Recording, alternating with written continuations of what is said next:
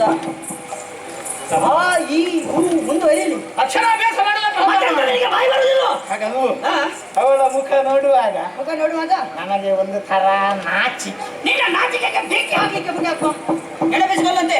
ಬ್ರಹ್ಮದೇವ ಕೊಟ್ಟಿದ್ದಾನೆ ವರ, ಅಖಂಡ ಬ್ರಹ್ಮಚಾರಿ ವೃತ್ತ ತಪ್ಪಿದರೆ ಸಣ್ಣ ಮುಂಡರೆ ನಿಮಗೆ ಮರಣ ಎನ್ನುವ ಹಾಗೆ. ಅದು ವರಲ್ಲ ತಮ್ಮ, ಅಮ್ಮ ಬಾಳಿಗೆ ಶಾಪ. ಸಿಗ್ಬೇಕು ಬ್ರಹ್ಮ. ಒಂದು ಹೆಣ್ಣು ಮಕ್ಕಳ ಮುಖ ನೋಡ್ಲಿಕ್ಕೆ ಅದು ಕೂಡ ಇಷ್ಟು ಚಂದದ್ದು. ಅಮ್ಮ ಇವಳನ್ನು ಹುಡುಕಿದ್ರೆ ನಮಗೆ ಕೆಡುಕಾಗುತ್ತದೆ. ಹಾಗೆ ಇಲ್ಲಿಯೇ ಬಿಟ್ಟು ಹೋಗುವುದಕ್ಕೂ ಮನವಿಲ್ಲ. ಮೂರು ಲೋಕ ವಿಭೂವಾಗಿ ರಂಜಿಸುತ್ತಾ ಇದ್ದಾನೆ ನಮ್ಮೊಡೆಯ ಶುಂಭಾಖ್ಯ. ಅವನಿಗೆ ಹೇಳಿ ಮಾಡಿಸಿದ ಹೆಣ್ಣಿವಳು. ನಿಜ, ಹೋಗಿ ವಿಚಾರವನ್ನು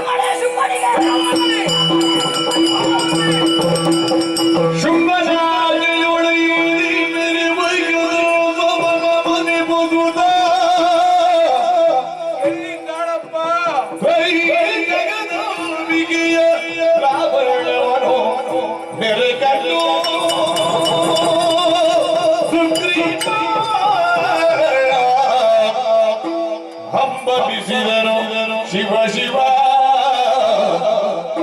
ಸ್ಮರಣೆ ಗುರಿಸಿಲು ಸುತ್ತಲೇ ನಮ್ಮಯ ಶುದ್ಧ ಕೆಟ್ಟರು ತಿಳಿದು ನೋಡಲು ಹೀಗೆ ಮಾರಿನಿ ಶಿವ ಶಿವ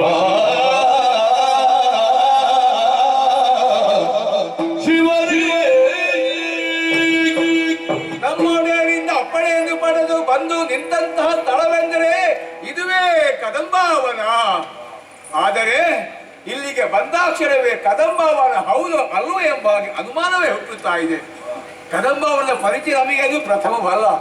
ಆದರೆ ಇಂದು ಈ ರೀತಿ ಹಲವು ವ್ಯತ್ಯಾಸಗಳು ಕಾಣಬೇಕು ಅಂತಾದ್ರೆ ಏನು ಕಾರಣವಾಗಿರಬಹುದು ಎಂಬಾಗ ನನ್ನಷ್ಟಕ್ಕೆ ತರ್ಕ ಮಾಡಿದಾಗ ಚಂಡಮುಂಡರು ಯಾವ ಹೆಣ್ಣನ್ನು ಕಂಡು ವರ್ಣಿಸಿದ್ದಾರೋ ಆ ಹೆಣ್ಣಿನ ಮಹಿಮೆಯೇ ಆಗಿರಬಹುದು. ಹಾಗಾದ್ರೆ ಅವಳು ಎಲ್ಲಿದ್ದಾಳೆ ಹುಡುಕುತ್ತಾ ಬಂದಾಗ ಕಣ್ಣಿಗೆ ಮಿಂಚೆ ಬಡಿದಂತ ಅನುಭವವಾಯಿತು. ಶಿವ ಶಿವ, ಇವಳನ್ನು ಕೂಡ ಕೇವಲ ಹೆಣ್ಣು ಎಂಬಾಗ ಬಯಸಿ ನಮ್ಮೊಡೆಯ ಶುಂಭ ಕೆಟ್ಟು ಹೋದ ಅಂತ ಹೇಳಿದ್ರು ಕೂಡ ತಪ್ಪಾಗ್ಲಿಕ್ಕಿಲ್ಲ. ಇವಳು ಯಾರೆಂಬುದು ಈ ಬುದ್ಧಿ ತಲೆಗೆ ಅರ್ಥವಾಗುತ್ತಾ ಉಂಟು. ನಿಜವಾದಂತ ಹೆಣ್ಣಲ್ಲ, ರಾಕ್ಷಸರಾದಂತ ನಮ್ಮ ಅನ್ಯಾಯ ಪ್ರಪಂಚದಲ್ಲಿ ಅಧಿಕವಾಗುತ್ತಾ ಉಂಟು. ಧರ್ಮನಾಶವಾಗಿದೆ, ಅಧರ್ಮವೇ ಅಧಿಕವಾಗುತ್ತಾ ಉಂಟು. ಧರ್ಮದ ಉದ್ಧಾರಕ್ಕೆ ಬೇಕಾಗಿ ಜಗನ್ಮಾತೆಯೇ ಧರೆಗಿಳಿದು ಬಂದಿದ್ದಾಳೆ. ಇವಳು ನಮ್ಮೊಳಗೆ ಸಿಕ್ಕುವುದಕ್ಕೆ ಸಾಧ್ಯ ಉಂಟೆ? ಸಿಕ್ಕಿದ್ರು ದಕ್ಕುವುದಕ್ಕುಂಟೆ? ಮಕ್ಕಳಾಟವಾಗಿ ಹೋಯಿತು. ಒಂದಂತೂ ಸತ್ಯವನ್ನು ಹೇಳಬಲ್ಲೆ, ರಕ್ಕಸ ವಂಶಕ್ಕೆ ಹೆಚ್ಚು ಉಳಿಗಾಲವಿಲ್ಲ, ಸರ್ವನಾಶವಾಗುವಂತ ಕಾಲ ಪ್ರಾಪ್ತವಾಗ್ತಾ ಇದೆ ಅಂತ ಹೇಳಿ ಕೂಡ ತಪ್ಪಾಗಲಿಲ್ಲ. ಆದರೆ ಒಡೆಯನ ದೂತನಾಗಿ ನಾನು ಬಂದವ, ಸಂಧಾನಕ್ಕಾಗಿ ಬಂದಂತ ವ್ಯಕ್ತಿ ಅದರ ಬಗ್ಗೆ ಗಮನ ಕೊಡದೇ ಇದ್ರೆ ಅಪರಾಧಿ ಆಗುವುದಕ್ಕೆ ಸಾಧ್ಯ ಉಂಟು. ಬರುವುದು ಬಿಡುವುದು ಅಮ್ಮನಿಗೆ ಸೇರಿದ ವಿಚಾರ. ತೋಡಿಕೊಳ್ಳುತ್ತೇನೆ, ನೋಡೋಣ. ತಾಯೇ ಅಮ್ಮ ಜನನಿ ಕರುಣ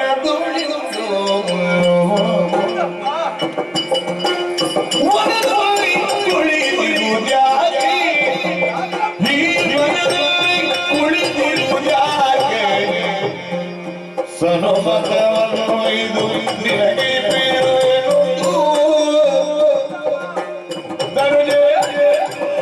ಬಯಕೆ ಜನನಿ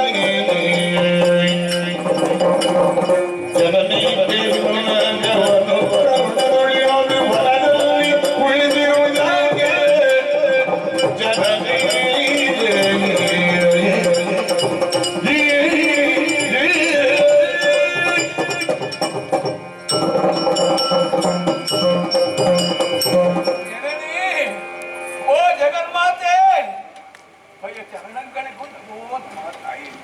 ಶುಂಭನ ಮಹಾಮಂತ್ರಿ ನಾನು, ಸುಗ್ರೀವ ಅಂತ ನನ್ನ ಹೆಸರು.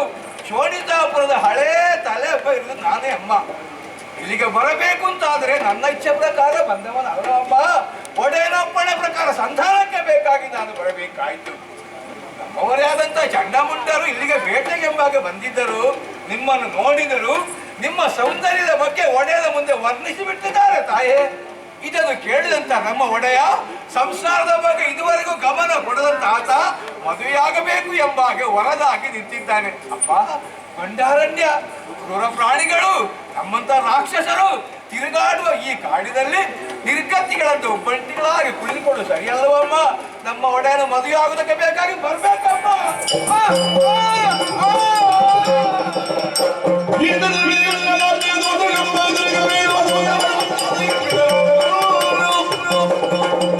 ಇವರ ಮಾತುಗಳನ್ನು ಕೇಳಿ ನಗೆ ಬಂದು ಹೋಯಿತು. ದೊಪ್ಪಲೆ ದರಗೆ ಉರುಳಿ ಬಿಟ್ಟನಲ್ಲ, ಈತ ಅಳಿದನೆಂದಾದ್ರೆ ನನ್ನ ವಿಚಾರವಾಗಿ ಶುಂಭನಿಗೆ ಪ್ರತ್ಯೇಕ ತೃಪ್ತರಿಲ್ಲವೆಂದಾದೀತು. ಏನೇ ಆಗಲಿ ಇವನ ಮೇಲೆ ಕರುಣಾರಸವನ್ನು ಬೀರುತ್ತೇನೆ ಸುಗ್ರೀವಯ್ಯ.